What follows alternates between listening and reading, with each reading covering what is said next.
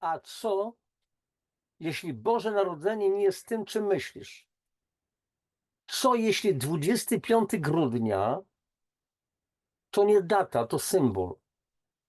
A największy sens tych świąt gubimy w pośpiechu, w tradycji, w zakupach, w zabieganiu, w krzątaninie w domu i tak dalej. Zatrzymaj się, posłuchaj. To może zmienić sposób, w jaki patrzysz na te święta. Zmienić sposób rozumienia tego wszystkiego, co zostało nam dane. Cześć, kochani. Jak zwykle Janusz Dąbrowski, tak trochę inaczej niż zwykle. Taka triada z okazji świąt. Nie mówię o zakwaszeniu, nie mówię o wirusach, nie mówię o szczepionkach, ale mówię o tym, co jest bardzo ważne dla każdego z nas. Bo mówię, kim my jesteśmy, gdzie my jesteśmy, jak żyjemy, jakie są nasze cele życiowe, co chcemy osiągnąć, w jaki sposób, przy pomocy czego. Wielu z nas mówi, tak, jestem wierzący, ale pytanie w co, dlaczego? Kochani, ja nie jestem sędzią, uchowaj Boże, nie zamierzam nikogo rozliczać z niczego, nie jestem kaznodzieją, nie jestem księdzem, duchownym prawosławnym, czy jakiegokolwiek wyznania. Nie trzeba być księdzem, czy jakimś duchownym, żeby w ogóle mówić o Bogu, o tym genialnym kreatorze. A więc dzisiaj druga bardzo ważna audycja z tego cyklu, już przedświąteczna, wigilijna, w takim niejako prezencie ode mnie, Wigilię, dla was wszystkich. Wigilia, czyli dzień przed tym, co nastąpiło. Akurat mówimy o narodzinach Chrystusa Jezusa. Dzieciątka, małego dzieciątka, no ale zaraz będziemy o tym mówić. Kochani, zanim przejdziemy do tej właściwej audycji, jak zwykle chwilka merkantylizmu, commercial, czyli to, co za chwileczkę odczytam wam o Bożym Narodzeniu, to jest fragment mojej książki Nie samym chlebem żyje człowiek. Już wielu z was wie o tym, że książka została napisana w 2007 roku. 16 lat czekała na wydanie. No jest taka dość grubawa, to jest prawie 340 stron, bardzo obszerna. Pisząc ją, tak prawdę mówiąc, jak w amoku, bo napisałem ją w ciągu miesiąca i 10 dni. Jak dobrze pamiętam, miesiąca i 10 dni. Pisałem jak w amoku, od rana, zazwyczaj od 8, 9 rano do 2, 3 rano kładłem się, byłem potwornie zmęczony, mówię, Boże, już dzisiaj to już nic więcej nie napiszę, kompletnie, a później wstawałem o 8, około 8:30 i nagle przychodziły mi jakieś myśli, jakieś wszystko, spisywałem to ręcznie. Dzisiaj mam zupełnie inną technologię pisania, bo że wydałem ponad 20 książek, napisałem ponad 20 książek, więc już mam tą jakby technologię pisania, pisałem to na kartkach, później to wszystko do komputera musiałem przepisywać, jakieś fiszki, jakieś wstawki, 4 grube bruliony cytatów z innych książek, które spisywałem przez wiele lat. Jak czytałem, coś ciekawego trafiło, to zapisywałem cytat, treść cytatu, autor, treść książki, tytuł książki i tak dalej, i tak dalej. I więc dopiero przy pisaniu tej książki uświadomiłem sobie, że ja byłem do tego przygotowywany wiele lat wcześniej. Nawet jak napisałem, to wiecie co, miałem chwilę zwątpienia. Kto to w ogóle będzie czytał? Dla kogo to będzie? Czy to jest w ogóle coś warte? I też Bóg mi po prostu wyjaśnił bez żadnego ale, o co w tym wszystkim chodzi. Zaraz wam tutaj przeczytam nawet po prostu takie krótkie wyjaśnienie, żeby nie było, że nie mówiłem, bo i wówczas nawet na zakończenie Bóg ponownie dał mi słowo otuchy i rozproszył moje ostatnie wątpliwości. Usunął moje rozterki.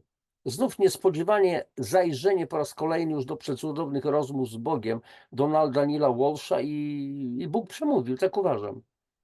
I tu cytat z, chyba to był 3. tom rozmów z Bogiem Neila Walsha. Jeżeli leży ci na sercu to przesłanie, to ponieś je w świat. Nie martw się tym, czy zostanie zbrukane. Ono samo się obroni. Pamiętaj, czego cię nauczyłem. Daleko ważniejsze jest to, jak dobrze przesłanie jest przekazane, niż jak dobrze zostanie przyjęte.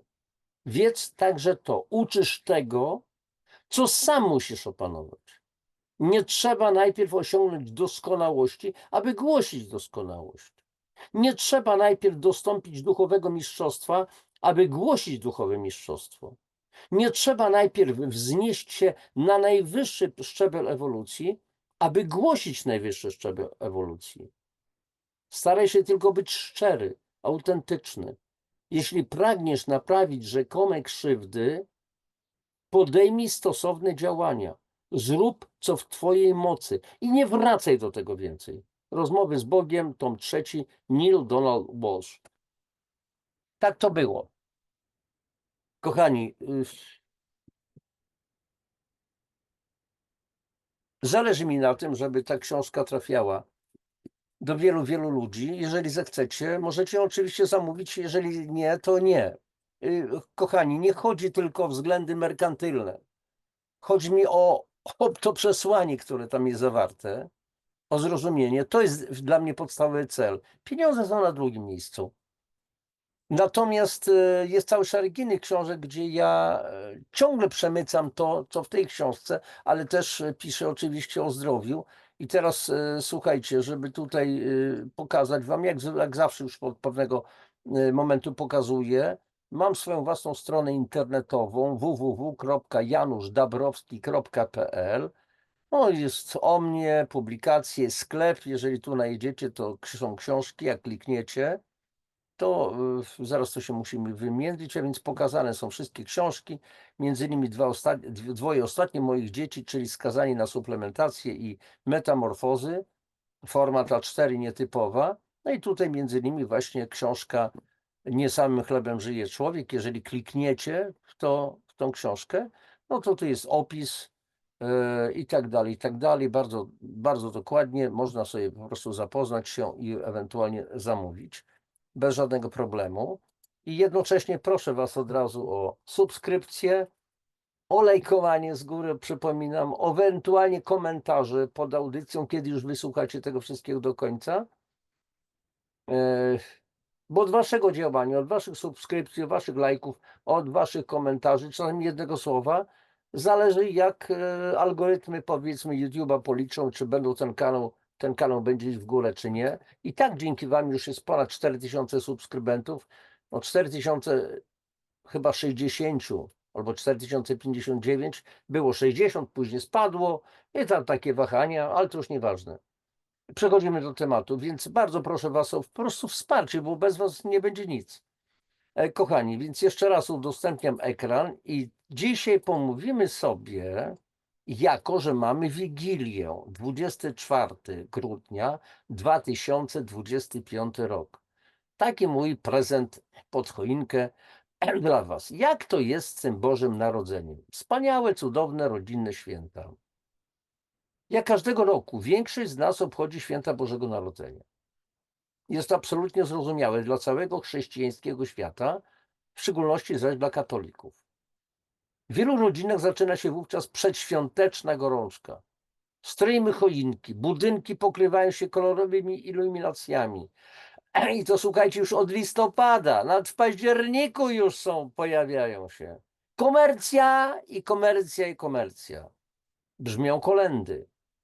Co roku tak jest. Taka to już nasza tradycja. Tradycja. Czas świąt to również czas refleksji, przeróżnych. Pozwolisz więc, miły czytelniku, że zanurzę się w taki świąteczny nastrój i pozwolę sobie na kilka autorskich wynurzeń od takich kilka luźnych myśli. 25 grudnia, dzień narodzin Jezusa, który stał się Chrystusem, warto sobie zastanowić się, a co znaczy Chrystus? O tym piszę w tej mojej książce. Tylko pytanie, doprawdy 25 grudnia to jest dzień narodzin Jezusa? Dzień ten, Dies Natalis Solis Invicti, dzień narodzin Słońca Niezwyciężonego, był bardzo ważnym świętem w starożytnym pogańskim Rzymie. Od 354 roku naszej ery zaczęto obchodzić w tym dniu tak zwane Boże Narodzenie. Do tego czasu za dzień narodzin Jezusa przyjmowano różne daty. 19 kwietnia, 20 maja, 19 listopada. Być może również inne. Później obchodzono urodziny Jezusa również w dniu 6 stycznia, licząc od zachodu słońca, jako tak zwane święto Epifanii w Egipcie wśród tamtejszych chrześcijan. Epifania z greckiego epifaneia, objawienie, ukazanie się, akt objawienia się bóstwa światu i ludziom. W chrześcijaństwie Epifania to liturgiczna nazwa święta obchodzonego właśnie 6 stycznia. Nadmieńmy, że w apostolskim kościele ormiańskim jest tak do dzisiaj. Była więc to rocznica objawienia się Boga całemu światu. Dzień 6 stycznia w kościele katolickim obchodzony jest jako święto trzech króli. Chociaż czasami, kochani, sądy uliczne 6 stycznia, to ile było tych króli? No 6 króli. Masakra. 6 króli, bo 6 stycznia. To jest straszne. Święto Bożego Narodzenia wprowadzono na początku IV wieku na wschodzie w celu wyparcia popularnego święta narodzin Boga Aiona, obchodzonego w dniu 25 grudnia. Zresztą w tym dniu, dniu przesilenia zimowego, obchodzono również dzień narodzin greckiego Zeusa i jego rzymskiego odpowiednika Jowisza, czczonego wspólnie z jego matką Reą, narodzin perskiego boga Mitry, aramejskiego Hadada, utożsamianego z kananejskim Baalem. W 1993 roku papież Jan Paweł II powiedział, cytuję: w starożytności poganie czcili w tym dniu, czyli 25 grudnia, narodziny Słońca Niezwyciężonego, które zbiegło się z zimowym przesileniem. Zastąpienie tamtego święta innym ku czci jedynego prawdziwego Słońca, Jezusa Chrystusa, wydawało się chrześcijanom logiczne i naturalne. Koniec cytatu. Czy nie jest to zbyt łatwe rozgrzeszenie przywłaszczenia cudzego święta i odejścia od biblijnej prawdy? Czy nie było to również zwykłe fałszerstwo? Takie przywłaszczenia i zafałszowania nie były zresztą i później, nawet we współczesnym dla nas czasie, wyjątkiem.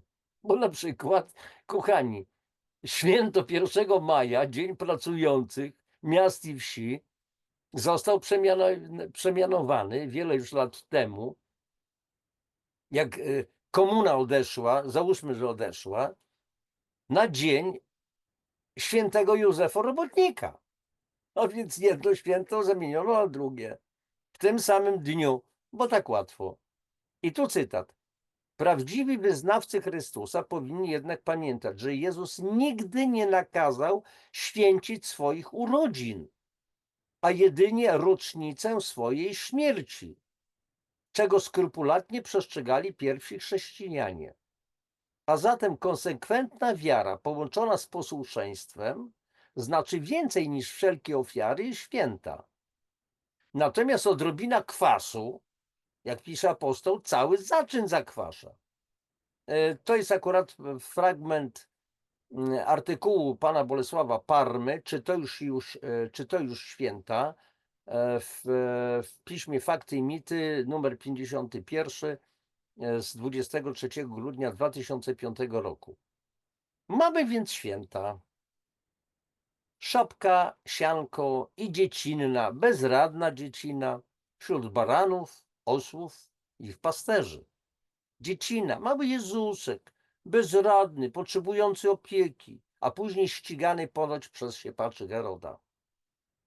Kto najlepiej się zaopiekuje dzieciątkiem? Oczywiście jego matka. Przez nią wszystko się stało, ona ma kolosalne zasługi. Przynajmniej tak zaczęto w pewnym czasie mniemać. W rezultacie zaczyna rozwijać się kult bogini. A i uwaga z mojej strony, kochani, nie chcę, nie daj Boże, naruszać czyichkolwiek uczuć religijnych. To nie o to chodzi.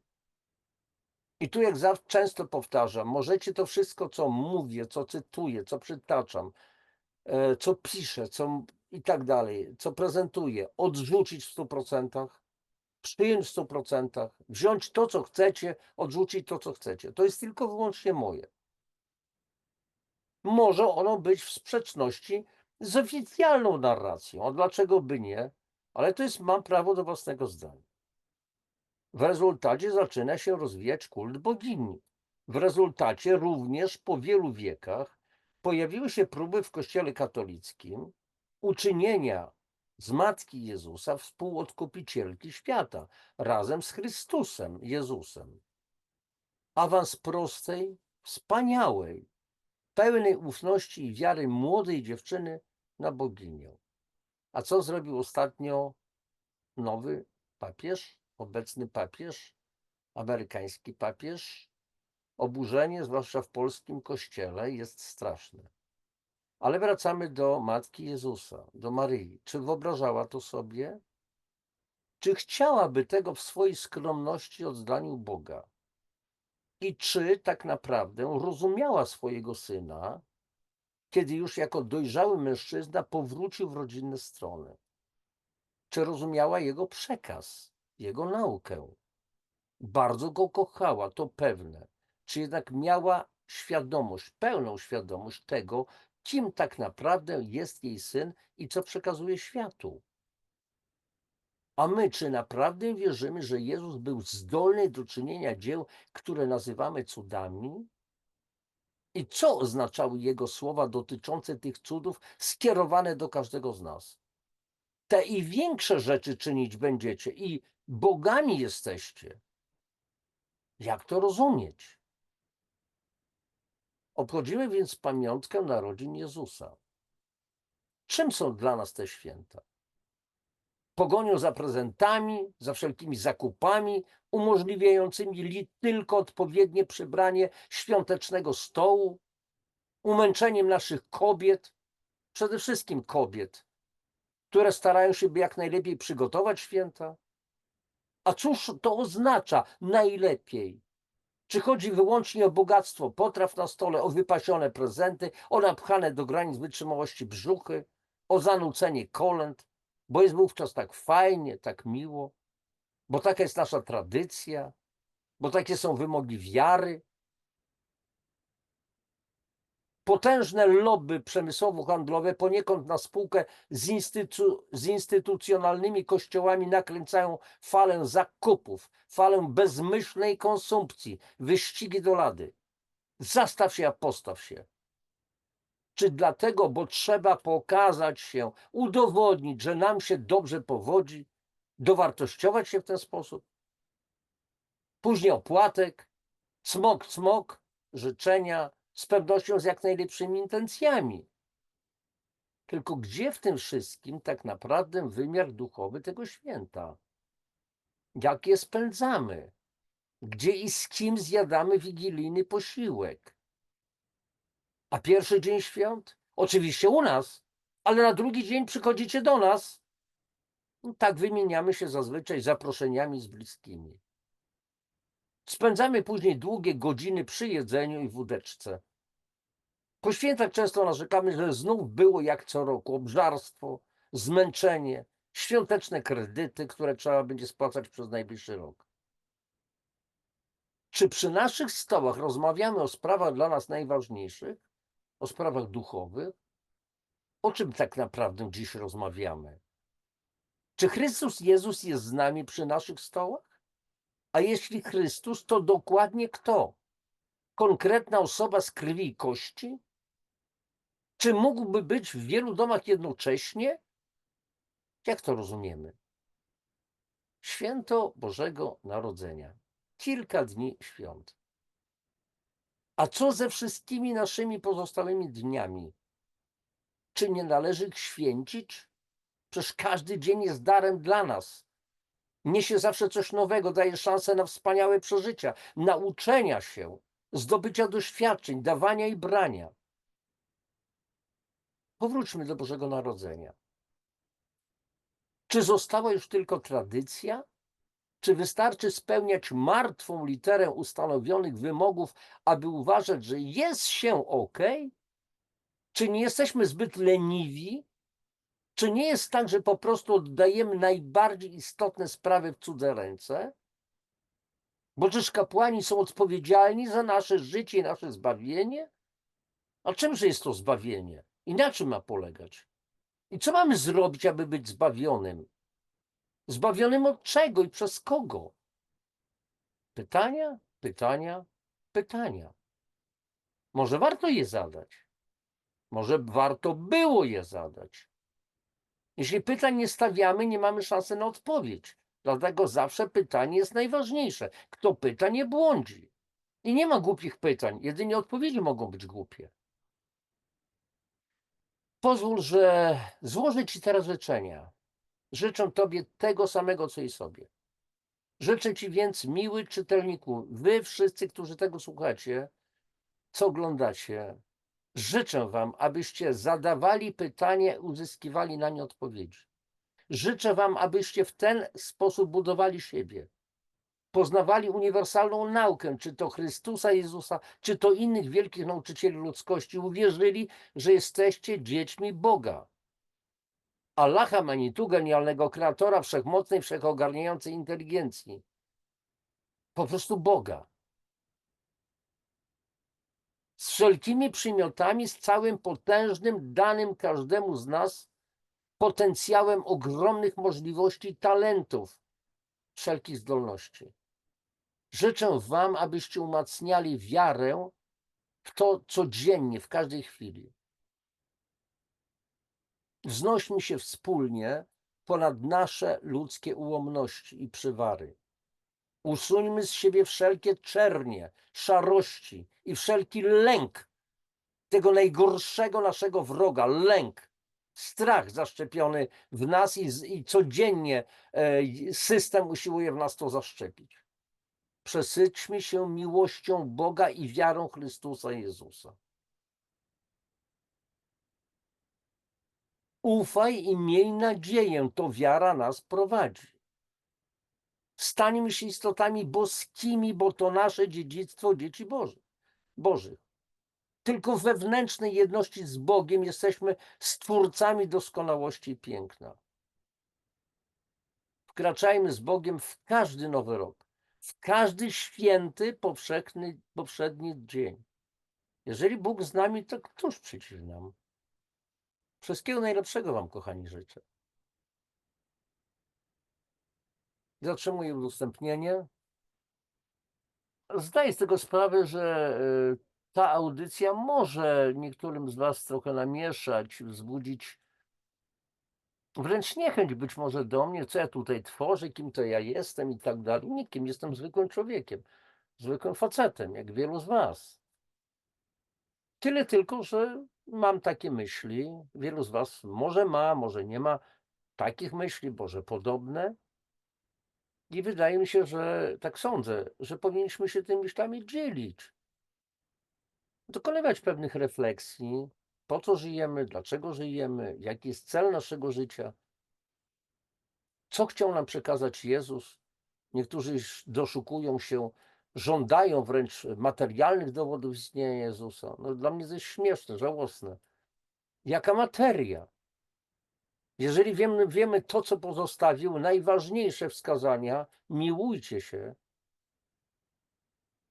nie oznacza to, żebyśmy się lubili, bo ja niektórych ludzi cholernie nie lubię. Chętnie bym ich rozklepał o ścianę, ale mówiłem w jednej z poprzednich audycji, ale nie wiem, zastanawiam się to jest dla mnie zadziwiające, że mimo tego, że niektórych ludzi nie lubię, to ja ich kocham. Nie wiem, jak to można pogodzić w ogóle. Dla mnie to jest jakieś niezrozumiałe kompletnie. Kompletnie niezrozumiałe. Może kiedyś zrozumiem. Kochani, bardzo Wam dziękuję, że przez tych kilka lat jesteście ze mną. Dołączają nowi, ci, którzy chcą. wzmacniacie mnie, bo nieraz mówię, że po co byłyby te moje audycje, gdyby tego nikt nie oglądał, nikt nie wysłuchiwał. To byłbym jak aktor ze spalonego teatru albo partyzant z wyciętego lasu. Dla kogo? Dla siebie samego? Nie. Po prostu mam w swojej mentalności takie coś, żeby po prostu służyć tą wiedzą, którą otrzymałem, bo to nie jest moja wiedza, wszelka wiedza z różnych dziedzin. Ja to po prostu otrzymałem, jak mówi apostoł Paweł, co macie, czego byście nie otrzymali. A więc wszystko otrzymujemy i zarządzamy tym. I wiecie co, jak robię nieraz wykłady albo nasze te audycje, to nieraz mówię, czy webinary na przykład dla pewnych grup ludzi, takie prozdrowotne, to mówię, Boże, ale działaj w nas, działaj we mnie i działaj poprzeze mnie. Działaj w tych ludziach, do których mówię, z którymi się spotykam, w tych ludziach i poprzez tych ludzi. Niech to będzie Twój boski przekaz. Nie mój, tylko Twój boski przekaz. I wiecie co? Często czuję wówczas, zwłaszcza kiedy się spotykam już, że tak powiem, online, przepraszam, offline z ludźmi, czyli bezpośrednio. Słuchajcie, ja sam nie wiem, o co chodzi, ale czasami mam wrażenie, że skrzydła u ranion urastają. Zaraz zobaczę, czy jakieś tam zaczątki są. Nie, jeszcze nie ma nic, no ale takie skrzydełka wirtualne jakieś są, bo jest na przykład świetny przekaz, ludzie są zachwyceni, a ja mówię, Boże, dziękuję Ci. Bo to nie był mój przekaz, tylko boski przekaz, takie boskie, rodzaj takie boskie natchnienia, żeby w prosty sposób często przekazać skomplikowane treści, pewną prawdę życiową i to ludzie przyjmują. I to jest fajne. I to jest taka radocha, że to się w głowie nie mieści. A ja wiem, w jednej z poprzednich audycji mówiłem o tym, że otrzymujemy radość. Jeżeli coś fajnego robimy, to otrzymujemy radość. Także kochani, nie jesteśmy sami. Bóg jest zawsze z nami. To my Go opuszczamy, a Bóg jest zawsze z nami. On tylko czeka na nasze prośby, i na naszą wdzięczność. Bo wiecie co? Trzeba być wdzięcznym za wszystko, co mamy. Za nasze ciała, za nasze zmysły, za wszystko. Za tego człowieka, który żyje obok nas, z którym śpimy, za żonę, za partnerkę, za kochankę, no i za kochanka i tak dalej, nieważne, za psa, za kota, którego mamy, za nasze dzieci, za sąsiadów. No jak to, za tego łotra, który nam coś tam kradnie z wycieraczki? No nie wiem, do czegoś to służy, do czego ja też nie umiem czasami powiedzieć. I takiego gościa czasami chciałbym wziąć za klapy i po prostu rozklepać go o ścianę. Co prawda nie do końca, no bo po co? Niech żyje, no nie tego się wcisnąć z powrotem do okna życia, a już niech żyje, jak to w kabarecie moralnego niepokoju się mówi.